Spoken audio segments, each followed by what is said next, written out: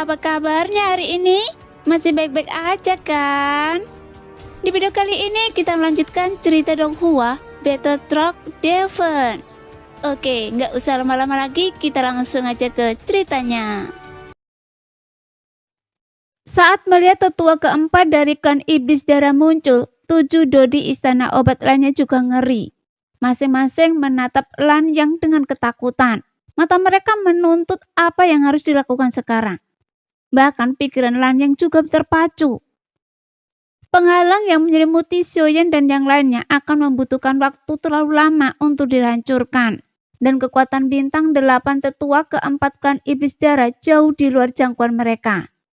Namun, bahkan setelah 8 kematian, mereka masih belum bisa membunuh Xiaoyan. Jika kembali ke istana obat, pasti akan membawa hukuman berat. Jadi dia menyesal tidak langsung membunuh Xiaoyan dan yang lainnya. Ia berharap bisa menampar wajahnya sendiri, tapi tidak ada yang namanya penyesalan. Bagaimanapun hukuman lebih baik daripada kematian. Mundur! Dengan labuhan tangannya, ia dengan tegas menyingkirkan penghalang biru kehijauan dan memimpin, melesat ke arah yang berlawanan dengan tetua keempat. Namun sesaat kemudian Jeritan memilukan menyambar Lan Yang dan 7 dodi istana obat, bagai tersambar petir. Mereka menyemburkan darah dan jatuh berlutut. Tapi Jeritan itu bukan berasal dari tetua keempat, melainkan dari tombak hitam legam yang ia pijak. Tombak ini yang diperoleh dari tempat berbahaya, tak hanya sangat tajam, tetapi juga diselimuti kabut hitam. Ketika diaktifkan dengan doki, kabut itu tampak berputar-putar dengan roh-roh jahat yang tak terhitung jumlahnya, mengirimkan gelombang kejut sonik yang menusuk jantung bagai 1000 jarum. Membuatnya mustahil untuk bertahan. Dalam sekejap mata, tetua keempat sudah berada di depan Xuan dan yang lainnya. Dengan lambean tangan yang ringan, ia menyingkirkan selubung merah darah yang menyelimuti mereka.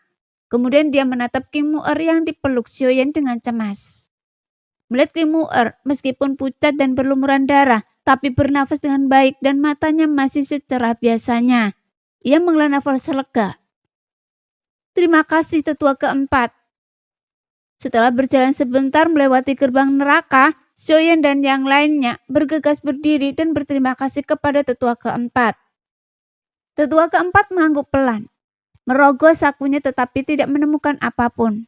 Ia telah mencari obat untuk luka King Mu'er, tetapi ia lupa bahwa ia tidak lagi membawa ramuan setelah mencapai level bintang 8. Melihat King Mu'er yang tampak sangat menderita, ekspresinya menjadi gelap. Ia berbalik menatap pelanggan yang sedang berjuang untuk berdiri. Dengan lambean lengan bajunya, ia menyapu Lan Yang dan 8 dodi istana obat lainnya di depannya, melototinya dengan kebencian. Aura pembunuhannya praktis membekukan udara di area tersebut. Semua iblis memiliki rasa hormat tertentu terhadap klan Iblis Darah. Bagaimanapun juga mereka adalah keluarga kerajaan, dan mereka bahkan lebih menghormati tetua bintang 8 mereka. Lang Yan membalas tatapan tajam tetua keempat dan berusaha berdiri. Ia menyeka darah dari sudut mulutnya dan berkata dengan hormat. Permisi, apakah Anda tetua keempat dari klan Iblis Darah? Anda sudah tahu, tapi Anda masih bertanya. Melihat tetua keempat, meskipun tatapannya seperti pembunuh, tidak langsung menyerangnya dan bahkan menjawab. Meskipun dengan nada sedingin es, Lang Yan merasa beruntung dan dengan takut berkata, kami mengikuti perintah. Sekarang tetua keempat telah maju dan tidak ada dari mereka yang mati. Haruskah kita? Apakah Anda ingin saya melepaskan Anda? Kata-kata tetua keempat masih dingin dan mustahil untuk memahami maksudnya. Mata King Mu'er melebar, ingin memberitahu tetua keempat untuk tidak membiarkan Lang Yan dan 8 dodi istana dan lainnya pergi, tetapi pelukan erat Xuan menghentikannya. Ini bukan saatnya untuk menyela.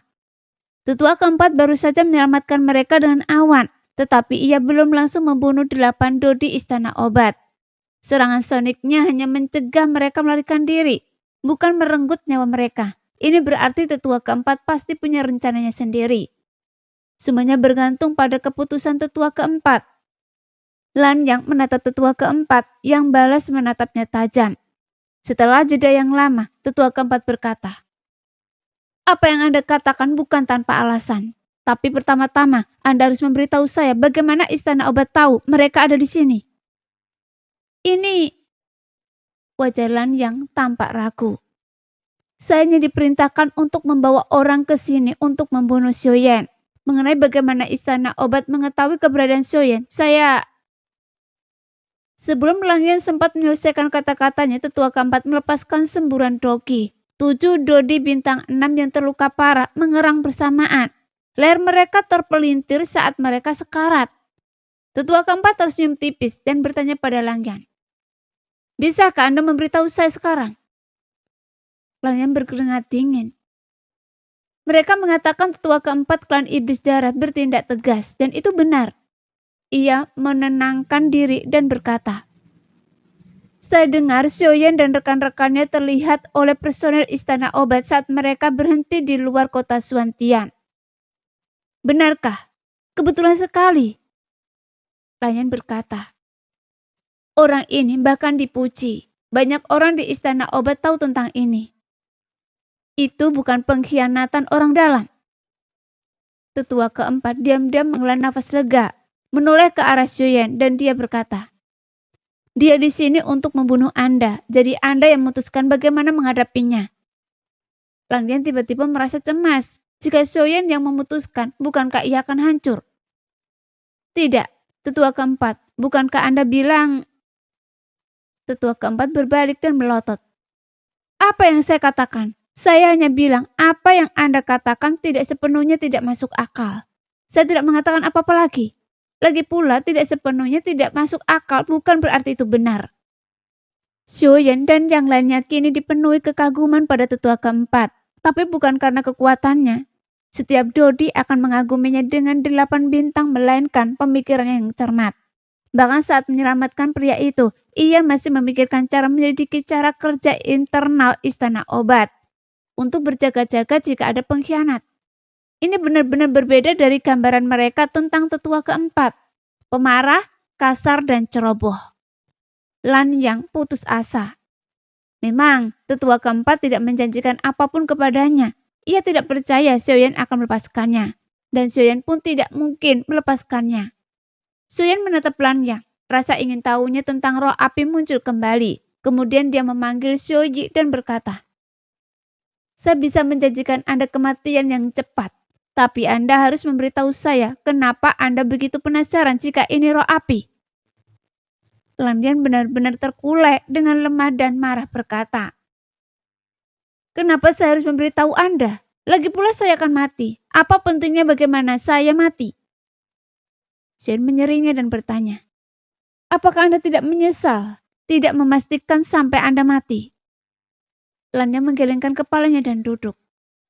Tidak perlu memastikannya lagi. Lalu ia tersenyum sedih.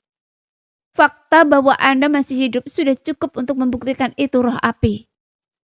Ia lalu mengangkat kepalanya dan mendesah dalam-dalam. Xian mendengarkan kata-kata Lan yang samar dan mendesahan yang tak terjelaskan. Ia tahu ia tak bisa mengungkapkan rahasia roh api dari Lang Yan. Ia hendak meminta tetua keempat untuk membunuh Lang Yan ketika Lang Yan melirik Xiaoyan dan tersenyum. Saya rasa Andalah yang merasa menyesal. Sebelum saya mati, saya bisa meninggalkan orang yang memiliki roh api dengan penyesalan seumur hidup. Mungkin mereka masih akan membicarakan saya bertahun-tahun kemudian. Saya rasa tak masalah bagaimana saya mati. Penyesalan seumur hidup? Xiaoyan tertegun. Xiaoyan bergumam tak setuju. Sombong sekali. Sombong? Landian melirik Xiaoyan sekilas. Kemudian dia berkata dengan tenang. Percaya atau tidak, di dunia ini selain saya, Lan Yang, tidak ada orang lain yang tahu rahasia roh api. Oh, Xiaoyan tak kuasa menahan rasa gugupnya. Namun sebelum ia sempat mengalihkan pikirannya, tetua keempat dan King Mu'er bertanya dan heran. Apakah Anda Lang Yan? Lang Yan memejamkan mata seolah terstimulasi oleh pertanyaan mengejutkan dari tetua keempat dan King Mu'er. Setelah beberapa saat ia membuka mata dan mengangguk. Ya, saya Lan Yang. Semua orang menatap tetua keempat dan King Mu'er dengan bingung. King Mu'er melirik tetua keempat, lalu Lan Yang sebelum memperkenalkan mereka kepada kelompok itu. Lan yang dulunya setenar saudara saya, dan mereka berdua dikenal sebagai dua kebanggaan klan iblis. Namun saudara saya pernah berkata diam-diam bahwa bakat Lan yang bahkan lebih hebat. Xion dan yang lainnya terkejut. Pantas saja Xiaoyan di tahap awal 7 bintang dia tidak mampu mengungguli dalam pertarungan jiwa dan ki. Ternyata ia dulunya seorang jenius yang tak tertandingi. Lang Yan bahkan lebih terkejut lagi. Ia tak pernah membayangkan King Mu'er adalah adik King Horan. Jika ia tahu, mungkin ia tak akan membunuh King Mu'er juga. Namun karena semuanya sudah seperti ini, apalagi yang bisa ia katakan? Ia hanya bisa tersenyum kecut. Terima kasih, Kaisar Iblis, atas kata-kata baik Anda dan karena telah menyebut saya. Tolong beritahu Kaisar Iblis bahwa saya tidak tahu Anda adalah adiknya. Demi kebaikannya, tolong jangan libatkan klan Iblis Biru. Dengan itu, kebanggaan seorang jenius yang tak tertandingi membuncak dan ia berkata kepada Xiaoyan, "Ayolah, bagaimana Anda ingin saya mati?" Xiaoyan mengabaikannya karena ia sedang berkomunikasi dengan tetua keempat. Tetua keempat, apakah Lang Yan ini sangat akrab dengan kakak tertua saya? Saya dengar mereka baru bertemu sekali. Lang Yan lah yang menyelamatkan Horan dari luka parah oleh monster. Itu sudah lama sekali kan? Ya, mereka berdua hanya bintang 3 saat itu. Bagaimana pendapat Anda tentang Lang Yan? Saya dengar dia cukup hebat. Saya tak pernah menyangka Istana Obat akan mengirimnya untuk membunuh Anda kali ini. Wah, saya mulai melihat Anda dari sudut pandang baru. Anda berhasil bertahan di bawah Lan Yang sampai sekarang. Sungguh keajaiban. Tetua keempat, apa Anda pikir saya bisa menaklukkannya? Dia awalnya direkrut oleh Istana Obat dengan sejumlah besar uang. Sekarang dia berada di antara hidup dan mati. Menaklukkannya seharusnya tidak sulit. Masalahnya, jika Istana Obat mengetahui pengkhianatannya, mereka pasti tidak akan melepaskannya. Ini akan menyebabkan Anda dalam kesulitan besar. Dengan kekuatan Anda saat ini, mustahil Anda bisa menandingi Istana Obat. Bagaimana jika kakak tertua saya menaklukkannya? Saya ragu. Klan Iblis belum bersatu. Perselisihan internal merajalela dan mereka tidak bisa menandingi Istana Obat. Begitukah? Kenapa Anda ingin merekrutnya? Bukankah itu hanya karena Anda menghargai bakatnya? Ya, saya benar-benar ingin tahu rahasia roh api. Ya, benda itu cukup langka. Ini pertama kalinya saya melihatnya. Lalu, adakah cara untuk mengubah penampilan seseorang secara permanen? Ada caranya, tapi mengingat harga dirinya, dia mungkin tidak ingin hidup sebagai orang lain. Tapi jika saya membunuhnya, saya mungkin tidak akan pernah tahu rahasia roh api. Saya rasa dia tidak berbohong. Ya, dia jelas tidak berbohong. Dia Lan Yang, dan dia tidak akan berbohong untuk tetap hidup. Dari Anda bicara, tetua keempat, Anda mengaguminya. Saya mengagumi siapapun yang berbakat, tapi saya paling mengagumi Anda saat ini. Nah, punya saran untuk Anda. Pertimbangkanlah. Saya rasa konflik antara Anda dan Istana Obat mustahil untuk diselesaikan. Cepat atau lambat, Anda tahu saya akan menentukan. Jadi Anda harus menerima Lang Yan. Sampai Anda bisa menantang Istana Obat, dia akan tinggal di Xiao Mansion Anda. Berkultivasi pelan dan menghindari pandangan publik. Karena Anda punya banyak uang, Anda bisa meminta aliansi pedagang untuk membantu Anda mendapatkan inti sihir bintang 7 untuk dilahapnya. Dengan cepat menaikkannya menjadi bintang 8. Dia akan sangat membantu. Selain itu, kemampuan alkiminya cukup bagus. Tapi saya tidak tahu tingkat pastinya. Tapi jelas tidak rendah. Anda bisa memintanya membantu Anda memulihkan ramuan tingkat tinggi yang akan menghemat banyak waktu untuk kultivasi Anda. Oke. Ayo kita lakukan apa yang dikatakan tetua keempat. Tunggu, saya baru sadar. Anda memanggil saya apa? Tetua keempat. Seharusnya Anda memanggil saya kakek keempat. Yah, kakek keempat. Melihat Xiaoyan mengabaikannya dan melirik ekspresi Xiaoyan dan tetua keempat. Lang Yang tahu bahwa Xiaoyan sedang berkomunikasi dengan tetua keempat. Jadi ia berhenti bicara dan hanya memejamkan mata untuk beristirahat. Lan Yang, bolehkah saya bertanya, Anda alkemis tingkat apa? Tanya Xiaoyan setelah berunding dengan tetua keempat. Lang Yan tanpa membuka mata menjawab. Tingkat ketujuh. Tingkat ketujuh? Semua orang tercengang. Mereka pernah melihat alkemis tingkat ketujuh sebelumnya, tetapi belum pernah melihat yang memiliki kemampuan bertarung seperti itu. Mengesankan, puji Xiaoyan. Api binatang Anda memang bagus, tapi itu bukan api surgawi. Untuk menjadi alkemis tingkat ketujuh, kekuatan jiwa Anda haruslah tangguh. Rasanya hampir sama dengan milik Anda, tahap niat tingkat menengah. Mata Lang Yan tetap terpejam, tetapi hatinya berdebar kencang.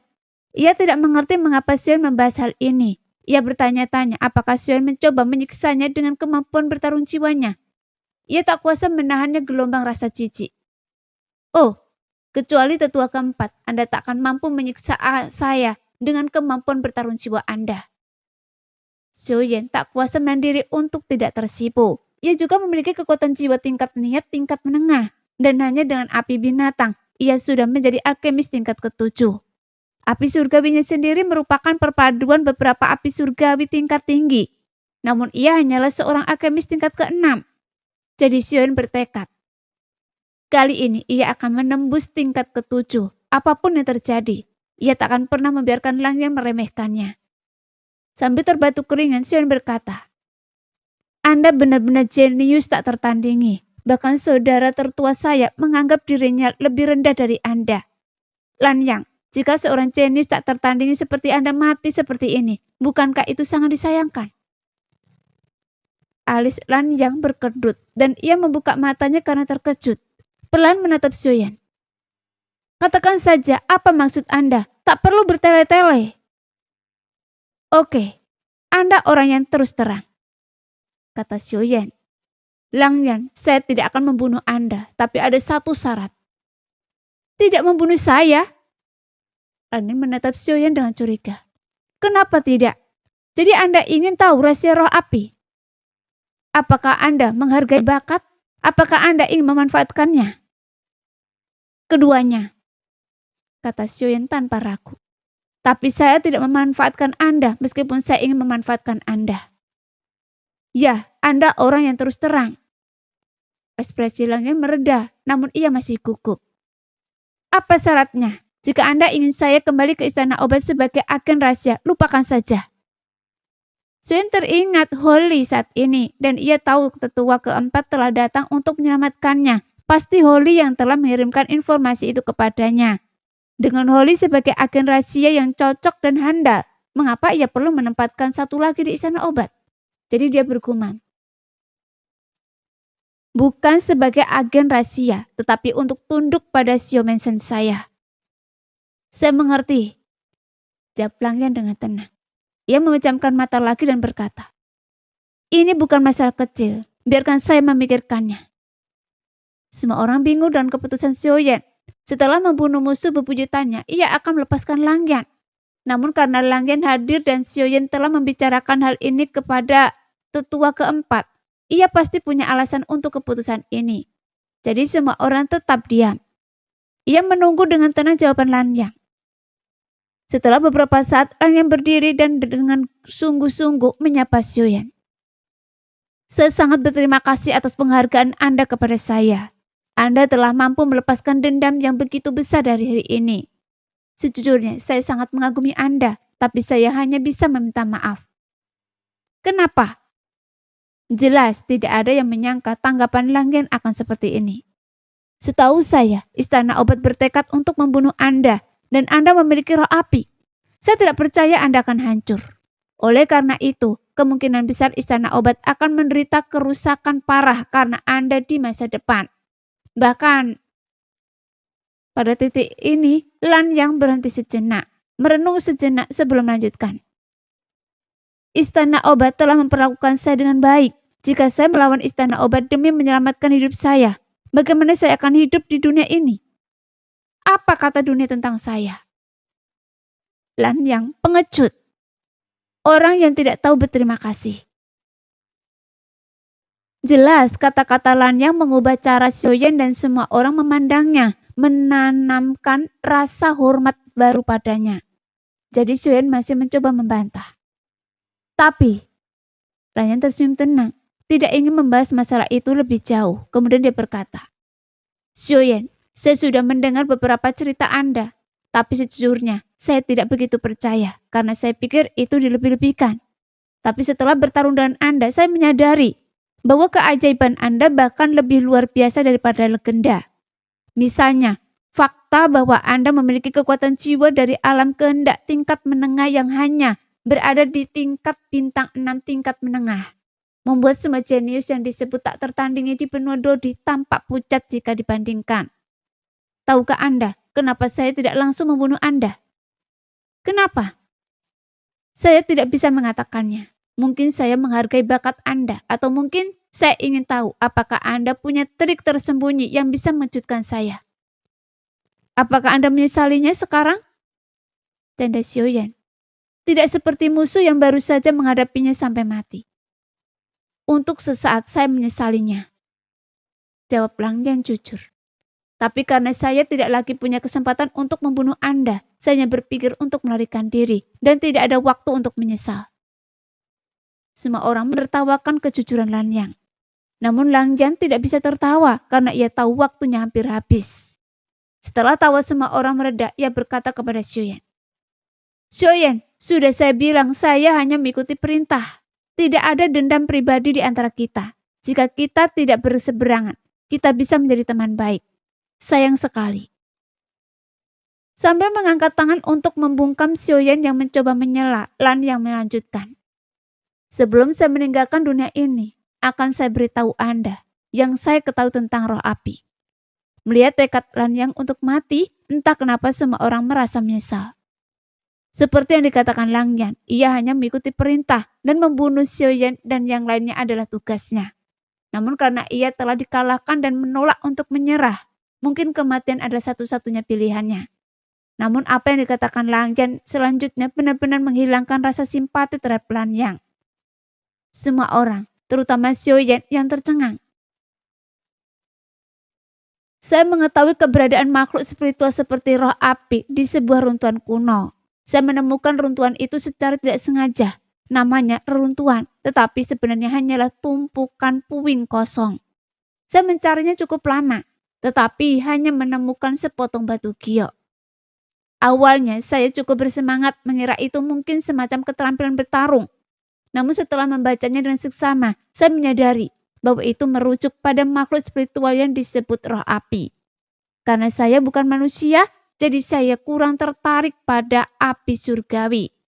Tetapi saya tetap terpana oleh api roh yang digambarkan pada lembaran giok itu. Pencatat itu adalah Dodi bintang 8 dari ras manusia. Ia menulis di lembaran itu bahwa ia menyaksikan sesosok makhluk spiritual yang terbentuk dari energi api surgawi murni, melepaskan api surgawi, yang memusnahkan semua Dodi bintang 9 dari ras manusia, iblis dan monster yang terlibat dalam pertempuran sengit, termasuk beberapa master bintang 9 akhir dan puncak yang paling kuat. Api surgawi yang dilepaskan oleh makhluk spiritual ini lebih dahsyat daripada yang pernah dilihatnya. Ia menyebutnya roh api. Ia juga mengatakan bahwa ia sangat curiga bahwa roh api ini adalah makhluk spiritual dari makhluk agung itu. Karena api surgawi yang dilepaskannya bukanlah teratai api atau lautan api biasa, melainkan anak panah yang melesat ke tubuh setiap Dodi bintang 9 dan meledak di dalamnya. Daya tembus dan kekuatannya tak tertandingi oleh Dodi bintang 9 manapun. Setelah mengatakan ini, Lang Yan tampak masih terguncang. Sesaat kemudian ia berkata kepada Xiaoyan yang masih terkagum-kagum dan merenung. Apakah Anda mengerti mengapa saya ingin tahu begitu banyak? Xiaoyan mengangguk. Pantas saja tidak ada catatan rinci tentang bencana kuno itu. Pantas saja hampir semua kaisar Do bintang 9 musnah dalam bencana kuno itu. Ternyata Dosianlah yang bertanggung jawab. Semua orang memandang Xiaoyan dengan kaget sekaligus gembira. Memiliki roh api yang sama dengan Dosian. Tidak heran Xiaoyan bisa melakukan begitu banyak keajaiban luar biasa. Tidak heran Xiaoyan memiliki begitu banyak kemampuan di luar pemahaman mereka. Mungkinkah tak seorang pun berani berpikir lebih jauh? Saat ini Xiaoyan teringat pada Zanlo dan pagoda kekosongan Roshinchen. Dia sudah lama merasakan mulai dari pagoda kekosongan Roshinchen dan kemunculan misterius Zanlo, hingga Zanlo yang membawanya ke pemakaman alam iblis untuk bertemu dengan sisa jiwa kaisar iblis tua dan mendapatkan garis keturunan iblisnya, hingga memunculkan tiba-tiba King Lin di pagoda kekosongan Roshinchen yang memberinya kekuatan garis keturunan monster, seolah-olah semuanya telah diatur untuknya. Mungkinkah orang ini Dosian? Tapi mengapa Dosian memperlakukannya seperti ini? Dia sebenarnya ingin bertanya kepada Zanlo, tetapi diamnya Zanlo sebelumnya masih membuatnya marah. Siapa yang tahu apa yang sedang dilakukan pria tua itu sekarang? Jadi lebih baik tidak bertanya. Tanpa berpikir panjang, pikirnya dan sekuntum teratai api muncul di atas kepalanya. Tapi itu hanya teratai api, bukan anak panah yang diinginkannya. Kemudian, kekuatan jiwa dicurahkan. Dan sekali lagi, teratai api itu tumbuh sedikit lebih besar. Tampaknya kekuatan jiwa itu bekerja sama dengan Xiaoyi. Dengan meningkatnya kekuatan jiwa yang dicurahkan, teratai api itu tumbuh sedikit lebih besar.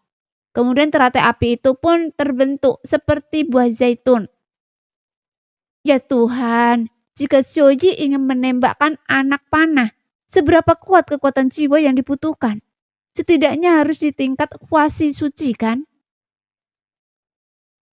Pada saat ini, Xiaoyan harus berterima kasih kepada Langyan karena telah memberitahunya hal ini. Xiaoyan menoleh ke Langyan dan ingin mengucapkan terima kasih kepada Langyan. Namun ia mendapati Langyan sudah tidak bernafas lagi. Jadi Xiaoyan buru-buru memeluk Langyan dan berteriak, "Langyang!" Tetua keempat menggunakan kekuatan jiwanya untuk menjelajah dan meratap. Dia telah memutuskan meridiannya sendiri. Kemudian ia menatap kerumunan yang terdiam dan berkata kepada Xiaoyan, "Anda sebaiknya gunakan api surgawi untuk membersihkan jejak di sini. Dan Langyan, bakar mereka bersama-sama. Saya akan segera kembali." Setelah tetua keempat selesai berbicara, sosoknya melesat dan dengan cepat menghilang dari pandangan semua orang. Beberapa saat kemudian, api surgawi masih berkobar di tengah gunung, dan Xiaoyan baru saja menyingkirkan api binatang. Api biru es yang ditinggalkan Langyan ketika tetua keempat kembali. "Saya telah membunuh semua mata-mata istana obat berjubah putih dalam radius 100 mil. Ayo pergi." Kali ini, setelah kembali ke Xiaomensen, pengalaman mendekati kematian ini memicu kemarahan Xiaoyan dan yang lainnya yang semakin besar terhadap istana obat. Tetapi juga membuat mereka sangat kesal. Meningkatkan kekuatan mereka sangat mendesak. Mereka mengambil berbagai senjata dan keterampilan bertarung yang mereka peroleh dari runtuhan kuno dan memberikannya kepada Le Salong untuk dibagikan. Xiaoyan kemudian menginstruksikan King Mu'er untuk mengambil semua inti sihir bintang 6 dan membaginya menjadi 4 bagian. 1 untuk Xiaoyan, King Mu'er, Ziying, dan Nan Erming. Kemudian Xiaoyan berkata kepada kelompok itu, Feng Feng, jangan keluar dari pengasingan sebelum Anda menguasai keterampilan bertarung Anda. Mu'er, Ziying, dan Nan Erming, serap semua inti sihir ini. Longgi, ikuti saya dan serap pil guntur. Xiaoyan, bantu Feng Feng, Ziying, dan Nan Erming memimpin tim. Saya harap lain kali kita bisa dengan mudah mengalahkan pasukan istana obat daripada menderita seperti ini. Karena kita juga tidak bisa selalu mengandalkan tetua keempat untuk menyelamatkan kita. Bagaimana dengan saya? Tanya Lang Tian cemas. Saya juga ingin membantu. Xiaoyan yang tadinya cukup serius, jadi dia tersenyum. Tentu saja Anda akan memberikan obat untuk tim utama kita. Dengan begitu banyak orang di tim utama, kontribusi Anda sangat berarti. Kemudian Xiaoyan menyerahkan cincin penyimpanan berisi inti sihir bintang 5 kepada Lang Tian. Sudah waktunya untuk meningkatkan kekuatan Anda. Kalau tidak, doki Anda tidak akan cukup saat memurnikan obat. Melihat Lang Tian tampak agak kecewa, Xiaoyan tersenyum lembut. Kemudian dia bertanya kepada Lang Tian, "Berapa tingkat alkimia Anda saat ini?" Mendengar kata alkimia, mata Lang Tian langsung berbinar. "Saya telah memurnikan beberapa pil pemurnian sumsum tulang belakang akhir-akhir ini. Jadi saya akan mencapai tingkat ke-6. Apakah Anda akan menembus ke tingkat ke-6? Ekspresi Xiaoyan berbinar. Dengan gerakan ujung jarinya, bola hitam dan merah dengan sedikit warna biru tiba-tiba melesat keluar dari ujung jarinya. Tapi ini bukan api hitam yang ditemukan di runtan kuno, juga bukan api biru es milik Lanyang, melainkan itu adalah api binatang yang ditempa Xiaoyan dengan menggabungkan api hitam dan api biru es. Dan Xiaoyan menamakannya api biru roh angin untuk menghormati Feng Lizhi dan Lanyang. Seharusnya api binatang tidak bisa digabung, tetapi bagi Xiaoyan yang memiliki seni surgawi 8 ekstrim dan api surgawi fusi, itu adalah tugas yang mudah. Jadi Lang Tian tak bisa mengalihkan pandangannya. Ia menatap tajam, menggosok-gosokkan kedua tangannya dengan penuh semangat. Bahkan mulutnya hampir berair. Tuan Muda Xiao, ini untuk saya. Tentu saja, kepada siapa lagi saya bisa memberikannya? Xian mengangguk, senyum Lang Tian semakin melebar.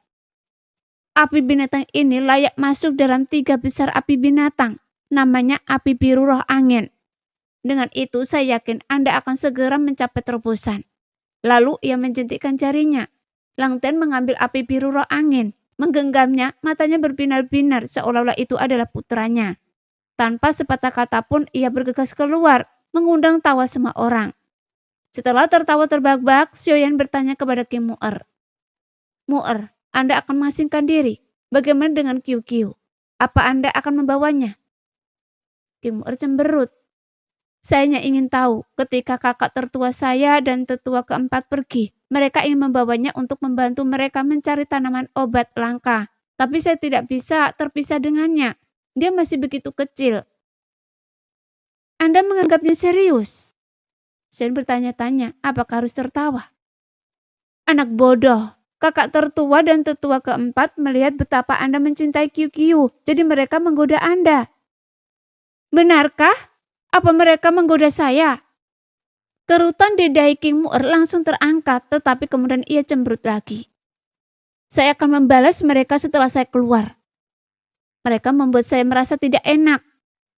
Semua orang terhibur dengan kepolosan King Mu'er. Shen berpikir sejenak dan berkata, Mu'er, bagaimana kalau begini? Saat Anda mengasingkan diri, Anda bisa memberikan Qiu Qiu kepada Xiaoqi. Level Qiu Qiu sangat rendah. Saya khawatir Anda tidak akan bisa mengendalikan doki Anda saat melap inti sihir dan menerobos, sehingga Anda akan melukainya.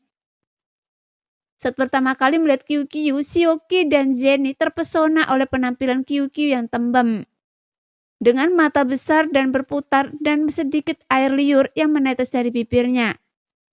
Xiaoqi khususnya takjub ketika mendengar bahwa Qiu Qiu akan menjadi monster bintang 8 puncak saat dewasa nanti.